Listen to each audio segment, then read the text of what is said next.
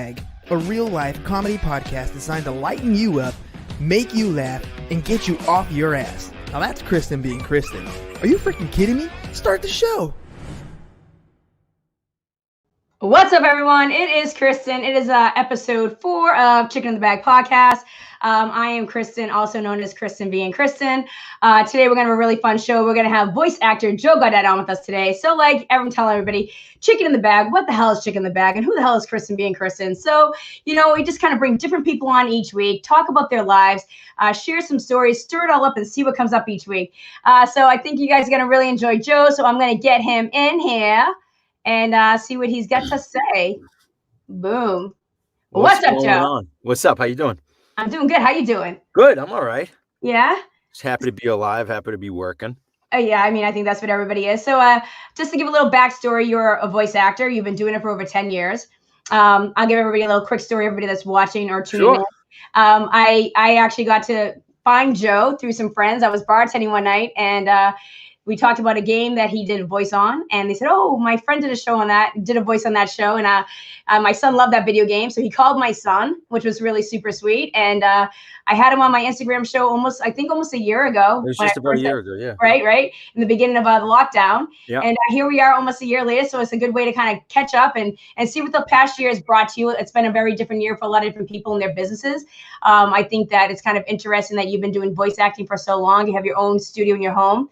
So I thought we can kind of give people a little backstory of how the journey was, what it's like, how you decided you could even be a voice actor. Because, there's people at home going like, really? That's a job? So thanks for joining us today, Joe. Well, thanks for having me. I appreciate it. Yeah. So now, were you a funny kid? Did you just have a way of picking up voices, or yeah, how did you come into it? The voices kind of came later. It was, I didn't start working on impressions until I was 21, 22.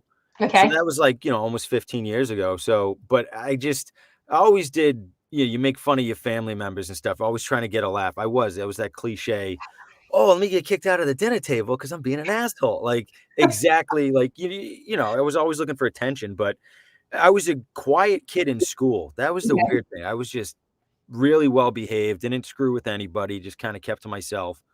And then when it counted, during theater class or wherever, then I could kind of just be a dog was let out of a cage when the owner comes home. That's sort of what I did. But then I always did theater. I always did film and did some TV, but I was always acting. And then I was just well, I don't want to move to LA. I don't want to be half the people I know who are just not doing what they want to do. They move there. They hope to make it big. I'm let me just make it happen in Boston.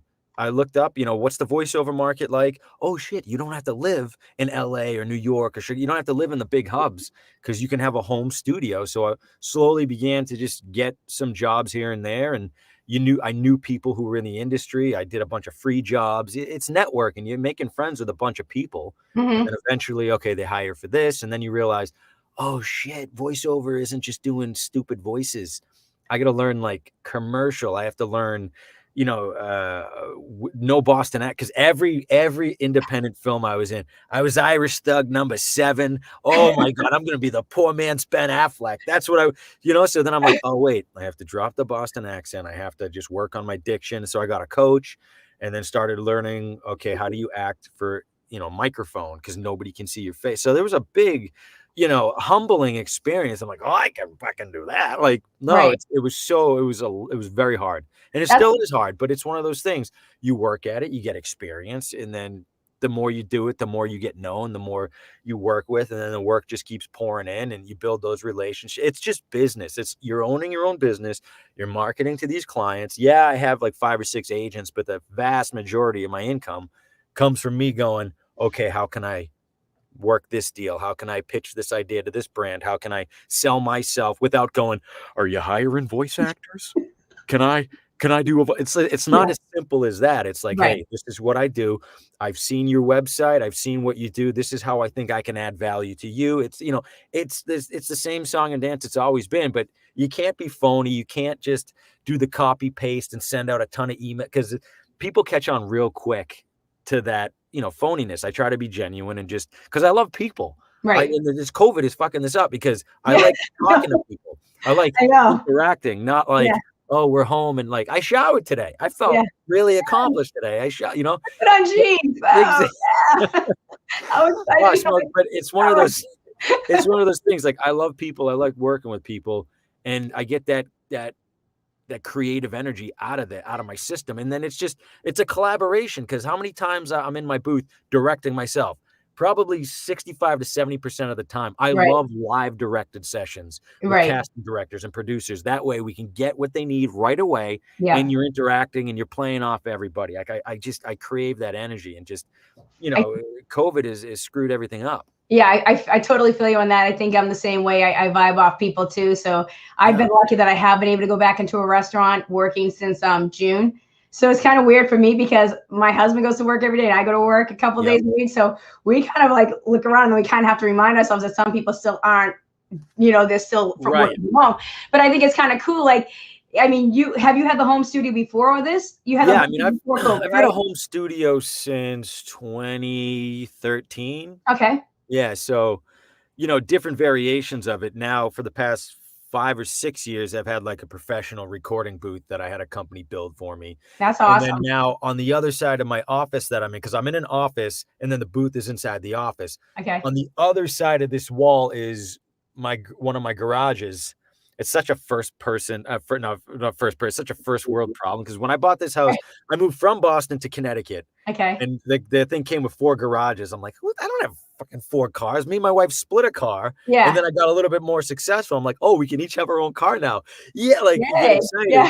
And it's like now I'm converting that single car garage into like the final recording studio. So Awesome. It's gonna be a big just studio, and I got my editing bay, and so everything's kind of coming along. But I didn't need that. You don't even need that when you're starting out. But because I am at the point of my career where this is what I do, this is all I do all day, I kind of wanted to treat myself and have like, oh, now we have a final, like finished full recording studio. No, that's awesome. I love the fact that you how you got into it and you learned all the ins and outs, because I saw some of your videos, and if anybody's not following Joe, follow Joe Gaudet. You can go to his website. You can find him the same name on almost all platforms, I believe. Yeah.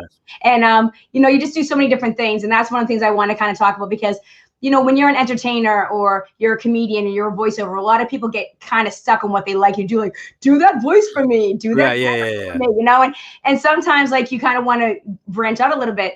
And one of the things I saw that you did, like, it was really cool watching the way you change your voice for different commercials. It's like when you're doing like, and that's I think a lot of people don't realize that, but there's a lot of work in that, right? Doing commercials, like business videos and stuff like that. So, you had to do one that you were really being sensitive and you're like being like in a quiet romantic voice. And another one, like the medicine one, where it's like, oh, your ass might bleed and your ears might whatever. And that's kind of funny how you just change back and forth. It's really fascinating. It's such a talent to do. Like, I love watching because I find it fascinating. Like, how do you kind of have to like, do you have a trick, like, do you visualize in your head when you do like characters? Usually you gotta, if you're doing like a sentimental kind of read, you want to get close to the mic, bring your voice down like you're talking to your buddy or your daughter or your son. Like, and there's different mic techniques, there's different proximity techniques. If you're gonna yell, you don't want to back off the mic too much, because then you're gonna have room tone. You want to mess with the gain, turn the volume of the mic. There's a lot of like technical stuff.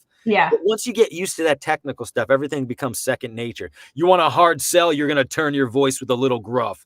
If you want a sensitive, there's a lot of stuff. It's like, it's tough to explain, but when you see the copy, when you see a script, you go, oh, they're looking for a hard sell. So then you remember those. It's similar to remembering different voices and impressions and characters. Right. There's different placement of the throat. There's different breathiness. There's a lot of different technique.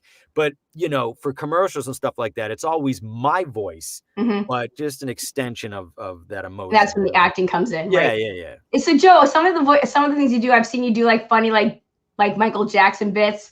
Yeah. And like, I think you were doing a Billy Joel one. Can you really sing? Because you sound like you carry a tune pretty good. Or is it just like you're in those characters? I'm good for like 14 seconds, and then I'm like, oh wait, that was just like a Randy Jackson from American. I was like, oh, you're getting kind of pitchy, dog. Like, if I could make a whole album if I just do like 10 seconds at a time, right? And then they just Frankenstein everything together and add a little bit of auto tune. But I mean, I'm not a trained singer. I'd love to take lessons and learn, but in character, it's so much easier, because if I screw up, oh, Joe didn't screw up. The character screwed. Right. You're like hiding behind a mask. That's why it's a little easier, to do that kind of stuff with that. But yeah, I wish I could sing well. Me too. I'm probably never shut up if I could. I mean, I'm shut up as it is, but saying forget about it. Joe, another thing now. So like, what was one of the first like impressions you really like mastered that you kind of like, ooh, I can do this? Like, how did you? Probably Arnold. But even when I started doing Arnold, what, 10, 12, 13 years ago, it wasn't good. No. It was all the way up here and they started talking like this. And then I had to do so many exercises to bring my voice all the way down. And then the voice is all the way here. I mean, it is fantastic, right? There's no two ways about it. And then train. And then he's older now. He's 74. So I think that is, so there's different ages. Then you have to Yeah. remember that for whatever you're doubling or whatever the kind of it's like, it's all up here. But then when I do a voice, I don't see myself. I see their face, their lips, their eyes, their bone structure, and how do I do that? And that's when those deep fakes come into play. If I can see their face on my face, the voice is so much easier because I can trick myself into like becoming. It sounds so pretentious, Yeah, I can become the person. Shut the fuck up, Joe. Like, it's, if I see myself, it's just so much easier to do. No, yeah, that's fascinating. I think you do like what are some of those you do? Michael J. Fox a little bit. You Yeah, do Michael J. Fox. No, great, fine, right. Little rasp in the back of the throat. Doc. So there's a lot of different stuff like that. Ice-T. What up, man? It's Ice-T, man. You kind of like down the bottom of the throat like this, add a little bit of lisp like that. Ryan Reynolds. Hi there, it's Ryan. It's just a poor man's what is Ryan Reynolds? Not him personally, but the voice is just like a poor man's Ace Ventura. Just, hi there. All righty then. And then you just bring it down here and talk about aviation gin and all that other stuff. Mint Mobile. Like, it's a weird, I suck at explaining it. Everybody's like, can you teach me how to, I wish I don't know how to explain it. It's just, I do it. Yeah, your brain just kind of has that. Yeah. You hear things and it probably. So now, when you've done like, oh, I think I just saw. Didn't you do like a Monopoly commercial? Aren't you? Yeah. So I'm the voice of Monopoly for Hasbro. So not the Monopoly guy, but whenever you see like the game board talking and stuff, that's me. It's just my voice, which is cool. I don't have to put on, hey, what's going on, guys? It's Monopoly. So it's easy to do that. But that's been fun. That's been a lot of fun. I just did a Happy Meal commercial. That was like a bucket list. I'm like, oh, I did a Happy Meal commercial. Yeah. Right. I mean, every kid that grew up was like, had a Happy Meal. Like me, you had the Happy Meal toys. I mean, that was your thing. Yeah. And it's like, there's my kids went to McDonald's and that's me. They're like, oh my God, Dad. Yeah. It's fun. It's cool stuff like that. It's surreal. Yeah, that's fine. So Joe, like, you got started and you didn't want to go to LA and New York. What made you say like, you kind of, I guess that's the same thing for me. I really think that a lot of people have like these grandiose dreams in the beginning. Yeah. And then as you're kind of going towards that journey, you're just like, oh, this isn't like what I thought. And there's a lot of grind, a lot of like no's, a lot of, thousands of no's. Absolutely. Yeah. Like, cause I had 2 full-time jobs when I first started. And I would like during my lunch breaks, I'd be on my phone. Actually, I don't think I had an iPhone when I started. It was that long ago. So they didn't have like smartphones. So I was just on email during like lunch breaks using like the work computers, like, emailing studios, or there was Craigslist was how I got a lot of work back then, but it was just, you're sending your demos, away. I remember I was at a recording studio. I would like do extra work for them so that I could come after hours and record a demo. You just kind of work out like a deal with people. Smart. That's really hustle because I didn't have money at the time. And, nights and weekends, or I'd just like lie to clients like, oh, listen, I have a full recording schedule. Can I just do it this evening? Blah, blah, blah. And then as soon as you get off the train in East Boston, I'd run to my house, get in there, record the stuff, send it back, work late. Sometimes I'd work all the way overnight and then go to my day job, be exhausted. But you do that. And that's just the stuff you got to do because I didn't want to make the trip to LA. I just stayed here and you make it happen. You got to find a way. It took a little longer, but I mean, I have no regrets. I wouldn't trade what I do for the world. I wouldn't trade where I am. Had I known what I know now back then, I probably would have been much further along, but it's all part of the journey. Yeah, exactly. Yeah. I mean, I think that's what's really cool because I think people I think voice acting is like, I think a lot of people didn't realize what it really is. And that's why I kind of like having you on because I think a lot of people don't realize that there's so many different types of things. Like you sometimes do work for like Hollywood celebrities, right? Don't you sometimes do Yeah, I voice? sometimes voice double for them for trailers or for video games. I just did some stuff for Marvel, and so they, you have to voice double for certain characters, but then it's like I said, people just think, "Oh, it's silly voices," and it's not. It's most of the work you're gonna do is the stuff nobody's gonna ever hear. Your corporate narration, your explainer videos, your web commercials, your social media campaigns. Most people won't see that, but that's the stuff that pays the mortgage. That's the stuff that pays, puts investments into your kids' 529s. That's how you max out your IRAs. People don't think about all this. They just think, I do silly voices and give me a script, and it can be that, but there's so much more that goes into that to get to that point. They just think it's a get rich quick scheme. Yeah. And I think the first year I was in voiceover, I made $1,200. Yeah. And now that's like, if my younger self saw what I made now, I'd be like, are you fucking kidding me? Holy shit. Really? I know. Yeah, like, and I'm very proud of myself, but at the same time, it's like, it's just, it's a job. It's not, I'm not anybody special. I have a job that I love, Right. but I'm not curing cancer. It's just, I'm fucking talking to a microphone, making money, but it's, there's much more that goes involved, but you break it down. What do you do for a living? I talk into a microphone and I make fucking people believe that I'm doing the part of that you're listening.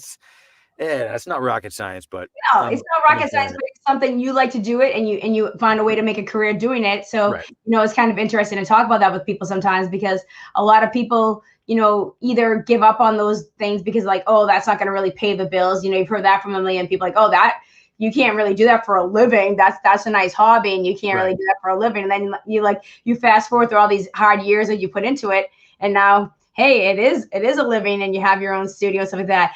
You are a dad, and I know that's something that you're really passionate about. Yeah. And can we talk a little bit about that? Like, because I know, are you in the market for any kids? You can take them off my hands if you want. You have two, a boy and a girl? Yeah, I got a boy and a girl. I love them to death. It's just they're at the age where it's just like, hey, Dad, I'm gonna make you so angry right now, and I'm gonna make faces at you, and you're gonna retaliate on that. And then Mom's going to yell at you because you're no better than us. I have 3 kids I'm raising. Oh, that's what she says all the time. Oh, God, I have 3 kids. This is great. Oh, okay. It is. It's just, it is what it is. I love them to death. When they're sleeping, oh, you walk into their room and just go, oh, you guys are angels. Bless you. Look at you. And then as soon as they wake up, fucking kill me. What time do they go to bed? And it's great. They're great sleepers. They're great kids. When it counts, that's all I care about. I don't care if they piss me off to no end. When it counts, kids are the best kids in the world, and I'm very proud of that. But yeah, being a parent, it's you can't complain because it was our decision to have the kids. We got the kids. Right. What do you do about it? You already choose to bring them back. Yeah. Joe, do either of them have your sense of humor? Like, are they funny? Are they entertaining? Yeah, no, they're both real. Like my son William, he's more sensitive, so he's like his mom. And then my daughter Audrey, she's like a carbon copy of. It's really funny to see. I'm like, wow, she's got the same smile as me. She just breaks balls for no reason, like out of the blue. And I'm like, how did you can't teach that. You go, you can't teach that. And then it's just, she's such a sweetheart, and they're both sweethearts. But I think me and my son butt heads because he looks exactly like me when I was a kid. He is like, you put glasses on, I go, holy crap, that's me from 1985, 1986. And you go, oh my God. And then that's why we butt heads. Cause it's like, it's just like, you want to kill him. But no, I love them to death. They're great. They're great kids. They are great kids. That's gonna be kind of cool though, that you can like work from home. Like that's gonna be kind of interesting. So you were kind of doing it before everybody else was doing it, right? Yeah. So kind of already was adjusted. What was some of the difference of this past year for coronavirus? Like when everything got locked down, did your job stop? Did your job get busy? Stopped. We were talking about this earlier. It stopped for it was like 3 weeks where it completely shut. And I've never had, more than 3 or 4 days of quietness. It was 3 weeks. And I went, well, my career's over. I applied to Walmart, Amazon, all these supermarkets. Like I was going to go, let's go stock shelves overnight. And then they started calling me, hey, can you start this? And I just was like, I felt like such a failure because working all these years and it was a great humbling experience because it's like in my head, I went, but I've starred in all these network shows. I starred on on Saturday morning cartoons and Yeah. these video games. And then I'm like, Joe, shut up. Who the hell are you? Like, get over yourself. Take a Go, job. so I started, was like, all right, I can start this time, this time, this time. And then all of a sudden the work started pouring in, and I was just so thankful I didn't have to go work a quote unquote regular job anymore. And then the work just started just flooding in. And then last year was my most successful year ever That's during a crazy. pandemic. And I was counting my blessings. I am so thankful. But the pandemic forced me to go, you got to not like settle. You can't relax. Even though you're ahead, if you're relaxed, stuff can go away just like that. Like So that. it Yeah. really forced me to just not take what I do for granted. Because you get to that point where you're doing these deals, you're working with these companies, and you're not auditioning as much anymore because the Yeah. work's just pouring in. And then you go, oh, no, dude, you gotta want it. You gotta stay hungry. And that was a huge lesson to just go, you're nobody special, as my screen shuts off. It'll pop back on. Don't worry. There we go. There we go. But yeah, it was just a very humbling experience. Yeah, I think I think that was a humbling experience for a lot of people, and I think a lot of people had to kind of pivot and adapt and try to figure Yeah. out what's next. And that's one of the things I love having conversations with each week because different people have had different experiences over the past year. Some people have started completely different careers. Yeah. Some people have really adapted to like the virtual, which has become a big thing for a lot of people. Which a lot of people, I think, it kind of opened up for a lot of people because they're like, oh shit, we can do all these things from people's homes and stuff like that. So I think it's been really interesting. So Saturday morning cartoons and video games, like what is probably like one of your first big breaks that you had that was kind of like, wow, I can't believe I had this that happened. That kind of was like, Probably Fizzy's Lunch Lab. It was back in, I think it was 2009 or 2010, and I was just bit characters on the show yeah, for 2 seasons, and it was pretty cool. You're making okay money. It's just, it was paying the bills at the time. But I mean, I did dozens and dozens of other projects, small things around that, and that was like, oh, I'm on a network now. Okay. Oh, it was nominated for Emmys. Holy crap! Like, what? This is yeah, holy. And then the actor who voiced Professor Fizzy, Larry Murphy, he's now Teddy on Bob's Burgers. He had to go to New York and do Bob's Burgers, and they needed somebody to take over for Fizzy, and they knew I was really good at voice matching. So I learned Professor Fizzy, and then hearing Professor Fizzy for 2 seasons going, yeah, okay, I know what he sounds like. I auditioned for the network a couple of times. I was cast, and then nobody really knew the difference for that last season or two, and it was pretty cool. And then that just kind of snowballed. Hey, remember working with us on this? We're working on this. And then, and then it snowballs, and then these people know these people. Oh, can yeah, I talk to them? Maybe get an audition. So it's who you know, but you also have to be good enough to get the role. I mean, the audition process for these things are just taxing. Like, yeah. oh, I'm a shoo-in. Hey, guess what? The role's been recast. You're now this character. Now you have to audition for this. And it's just, you have to be good enough, and what did you say? So it just keeps going. Like sometimes, Yeah, exactly. Joe, do you have like vocal exercises? Like, I mean, like your voice is everything, right? So Yeah. that you have to like think of. I know like singers a lot of times have to really take care of it, and I'm sure like there's sometimes that there's certain characters that really stress out your Oh voice. yeah. If it hurts, my general rule is, if it hurts during the audition, don't do that voice, because you're gonna have to be doing that voice. If you get cast in a video game or a series, you're gonna have to be doing that voice for at least 2 to 3 hours for one session, and you're gonna be raw, and it's just gonna rip your throat out, and you're gonna sound like this for the next day or two, and it's just not worth it. So I go, okay, don't do that voice for the audition. If this character's not right for you, just say, I'm sorry. It's not, even though it's good money, it's just not worth it, because, I do singing exercises in the morning a little bit. I'm Mhm. up. I just drink water throughout the day, no cold drinks, prior to recording. I take CBD oil, which is great. The inflammation, I had vocal cord damage for years because of doing Michael J. Fox's Yell over and over and over. And and I tore some. Like, I couldn't do it. So I couldn't do it for years. I started taking CBD oil, and the inflammation it healed it. It was like a time machine for my voice. And I remember when my voice finally like first came back, like my speaking voice was fine, but my upper register just wasn't there. It was like I'm banging on a ceiling, and I can't break through. And then the CBD is just like, well, here's the hole opened up, and I can get through there. And Wow. I remember the first time I was in tears, because I'm like, well, how did this heal? Oh, the CBD oil got rid of That's all the crazy. inflammation. So I take CBD oil all the time. That's fascinating. That's And really good. just Uh, exercise, just stay healthy. That's the main thing. Yeah, I mean, I know I hate doing this because I know so many people already asking, but is there like one or two favorite voices that you do that people might recognize? I said to people, they might not know that they've heard you.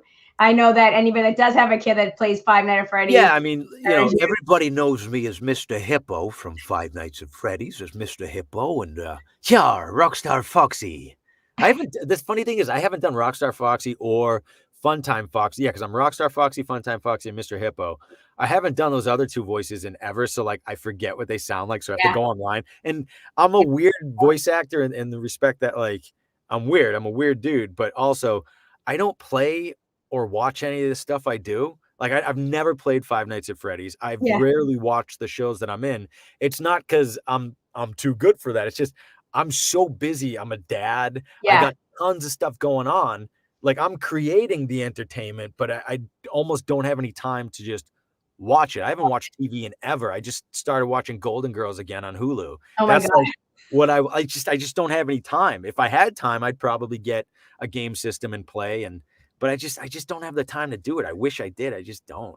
Yeah. Another thing I was going to ask you, a lot of times when you do your impressions of Arnold and a couple other ones, and I see on your Instagram, it says deep fake on it, and your face looks a little bit like them.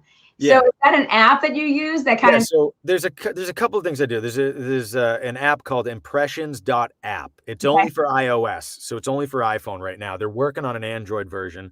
I actually helped them develop and test that. So like I was part of all that, the facial recognition, and that's a phenomenal app. And then I also work with a lot of deepfake creators like Brian Monarch and Control Alt Face or Control Shift Face.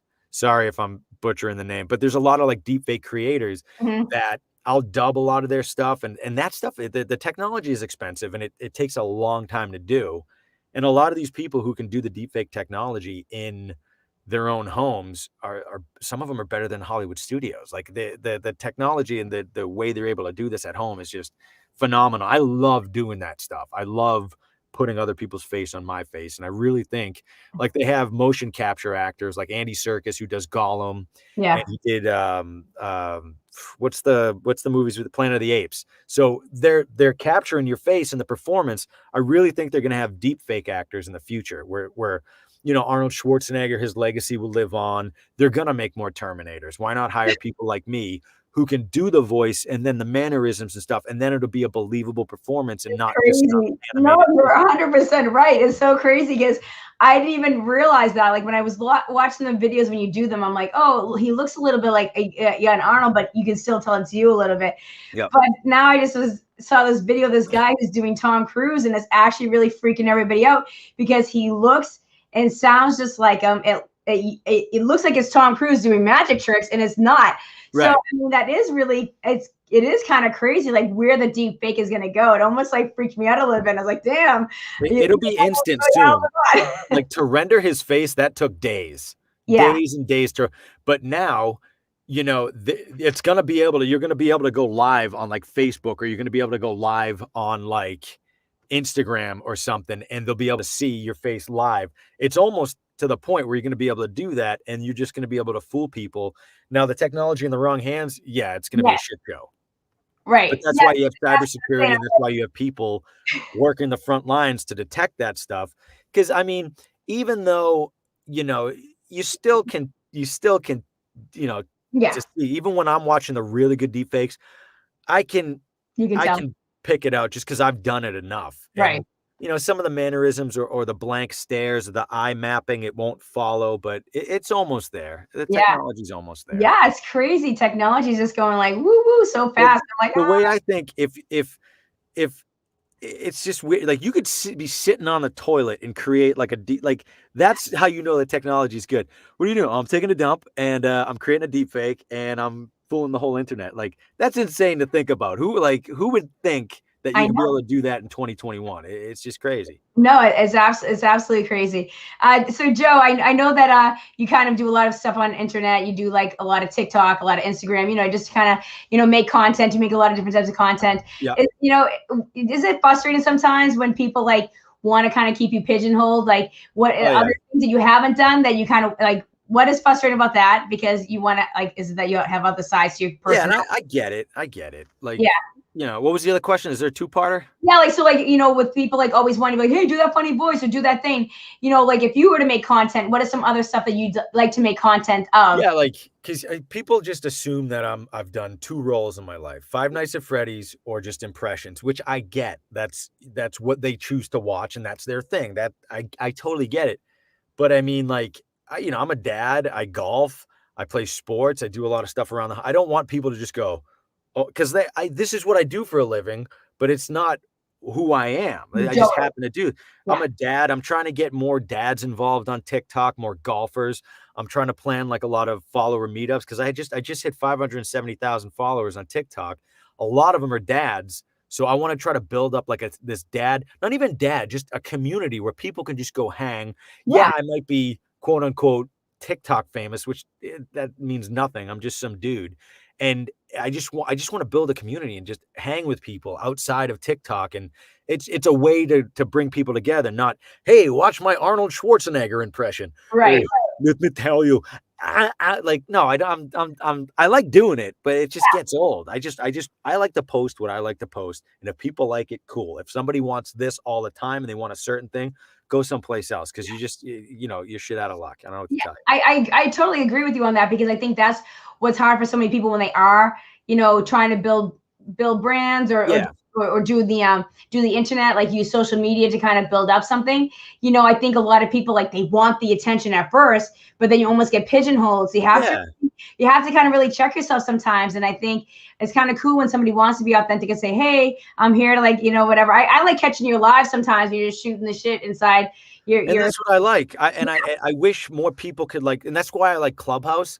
Because Clubhouse, you can have a dialogue. Like, I was in a room this morning just talking to people, and you can talk, not like, I'm talking and somebody, and you're like 20 seconds or 30 seconds behind their comment, and you take it out of context and you answer it, and they're like, wow, Joe's a dick. I'm like, I'm just being honest. I'm not trying to be a dick. I'm very literal. Yeah. And then that's why I read people's text off a screen. I'm like, I just want to talk to people and get a dialogue going. If you see me in person, which I've never been recognized in public, which is I'm fine with. But if somebody would like talk to me in person, I'd love to talk to people because then, like, oh, I can converse with somebody and you can read body language and intention. It's just so tough to do over the internet. Yeah, it really is. Especially if, like, the comments are coming too quickly, you're trying to do it. Especially when you're doing it on a live on Instagram, it's kind of hard because the comments kind of go fast and then you lose them. You have to kind of scroll back. Yeah, exactly. Like, why is this touching the screen? And like, oh, did you see my comment? How come you're not answering my comment? Why aren't you answering my comment? Come on, answer my comment. Like, relax, guys. It's just internet.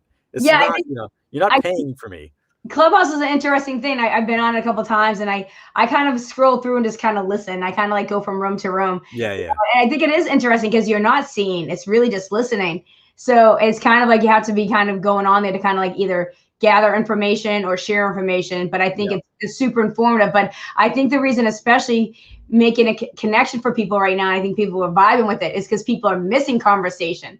You can listen to a podcast, but it's two people talking. Right. But with a Clubhouse, it's like being in like a coffee house or a bar, you know what I mean? But you just can't see each other. So I think that's why I think it's really hitting a nerve for a lot of people right now. So I think that's really interesting. Have you ever done your own room on there, or you just kind of go? I screwed around every now and then, like, because I'm still trying to like figure out what it's about. Because there's a lot of rooms, a lot of the voiceover rooms I go in, they're great for people who are like just starting out, because it's just like I'm not learning anything, and then like I've been around long enough, I know what to do and stuff like that. But a lot of them, people just want to hear themselves talk, which I get. That's fine. I tend to go in the rooms that aren't voiceover related because I want to learn about other people. I want to, and it's not even to like get more voiceover work. I just want to learn, okay, what does this kind of company need? What do they like? And then as a business person, I can think, all right, how can I help them better? Yeah. Like, what you're just learning. It's a great thing to do between jobs. And if you got some time, but it could be a time suck too, because people are just on there all the time. That's what I was saying too. Like, I could see people could just lose 8 hours of their day easily because there's so many rooms and there's so many different conversations, and I can see that people like could just kind of get lost gathering the information. I know that we got to wrap up a little bit early today because I know you got to get somebody off the bus today. That's I'm a loser. That and the business guy, you know, but it's kind of cool that you can do that. A lot of people don't have that luxury. So, I mean, do you think that's something that's kind of cool that you get to kind of be involved in the day to day and that's why I love being a voice actor, because I did film and theater, and I was just like, what can I do that I'm home? Oh, voiceover. And the fact that I've always been able to take my kids to school and pick them up if I need to, or go on the bus and then they come off the bus across the street. I bring them in the house and then they can do their thing while I'm finishing up. And then mom comes home in a couple of minutes. I love the flexibility. I've been able to coach my kids' soccer teams, t-ball team. Like, I love that. And where I live in Connecticut, it's such a small town that everybody knows each other. All the parents help each other out. It's a cool vibe. And I love the flexibility of what I do, because I don't have to work. Yeah. I screw off some days and go, fuck it, I'm going to play golf. Bye. Yeah. And I go play golf, and then I come home. Then I'll work late and get the clients their voiceover stuff, because you don't have to sit here all day. But right. I love the flexibility. Yeah, I think that's really cool, because then you have like the flexibility to learn, like, I want to work at this time of day, or I'm going to do it more at night. Like sometimes some people have like their creative juices hit at different times. So sometimes it might hit when the kids go to bed, and you might come downstairs like, oh, now I feel like working, or I feel like I get that inspiration. Joe, before we wrap up, do you have any advice for young people out there that want to learn about voice acting? Like, do they need classes? Yeah, definitely. The first thing you should do is, so there's a list of things. The first thing you should do, take acting classes, because you got to learn how to act. It's not just, doing voices. You have to learn how to act. After you take some acting classes, get a voiceover coach, because they'll teach you proper technique. Definitely commercial, I would start with, because even if you want an agent, no agent's going to represent you, whether it's a commercial agent or an animation agent. You need to have a commercial demo first, because they need to know, can you do the basic stuff that's required of, because most of the stuff you're going to be doing when you're starting is commercials. And then get a professionally produced demo. Don't make a demo yourself. They can also go to iwanttobeavoiceactor.com. There's a ton of information, or just hit me up on Instagram. I try to respond to everybody. If you have any questions, I'm happy to answer any questions people have. I don't charge. I'm not gonna be that guy. 1 hour consultation, that'll be $350. Just get the fuck out of here. Just, if you want some information, I'll try to give you the info. I'm not gonna be a dick. Hey, since you give a lot of info for everybody, do you think you would ever do a class, or do you think I've coached other voice actors. Like, my thing was like taking voice actors who were already in the business and want to go, all right, you want to start making six figures and above? I'll teach you exactly what I can do, and and I literally held their hand. But it started to take away from my work, and I was just like, I'm not at the point where I feel comfortable giving people information if my work is starting to suffer. Right. And I'm like, but a bunch of my students, they started making six figures, and I was just super proud. I'm like, all right, so I do have an okay. I'm a weird teacher. Like, I'm just like, all right, listen, I'm just going to show you exactly what I do. We'll hold hands and I'll show you. And then once you get those training wheels off, go ride. But I think that's the right type of teacher, that type of teacher that I would want. And that's the type of I would want, because it has to come down to you. You have to be the one that wants to do it. So like, you can sit there and pay for any course you want. You can go to all these classes, but if you're not willing to follow the direction that they give you, if they give you the blueprint and you're like, but I don't want to do step 1, 2, and 3, then it doesn't matter. Exactly. So you definitely need to do all those things. I think it's really cool that, I think you're just a cool guy, Boston born like myself. So I always love chatting with you and catching up. And I really appreciate you taking time out of your schedule to tell us a little bit more about voice acting and how to get started and how to do your own thing. Well, thank you for having me. It's always good talking to you. And I like that I don't have to hide my Boston accent when I'm talking. It goes in and out. I became one of those guys. I go in and out. I'm like Christian Bale and Madonna talking. I don't know what the hell my real accent is anymore. I just don't. But no, thanks. Thanks for having me on, Kristen. I really appreciate this. Yeah, no problem, Joe. And you guys have a good day. And I hope the kids have a fun afternoon with Dad today. I don't know if you have a lot of work to do when they get home. I do, but I'll do it when they go to bed. What are you gonna do? Yeah, what are you gonna do? You gotta do what you gotta do, right? Have to. Anyways, thank you so much, and I'll talk to you soon. I'll hit you up on Instagram. All right, sounds good, Joe. Have a good day. Bye. All right, bye. Thank you. Okay. All right, everyone. So Joe had to get going a little bit early. I knew that he had a little schedule thing, so we're going to end a little bit early with him. But I'm going to just kind of chat for a little bit. This is episode 4, so I thought I'd just check in with people and kind of tell a little bit more, some backstory of some of the stuff that who I am and things that I do. So I did comedy for the past couple of years. It's something that I like to kind of help people learn to lighten up and laugh. And one of the things I love about Joe is he's got such great energy. So with this show, I'm hoping to kind of have, different types of topics each week. Sometimes they'll be lighthearted and fun with people like Joe. Sometimes we'll get into some more deep topics and stir it up a little bit. So that's a little bit about like what you're going to be getting. I would love to hear from anybody that is watching or has checked out any of the old episodes. What are you liking? What are some of the topics you'd like to hear more about?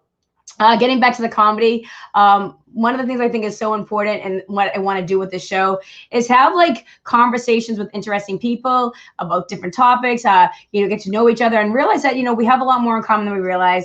And we don't have to always be so combative. Like we have difference of opinions and talk about it. So that's why I say we stir it up in the pot each week.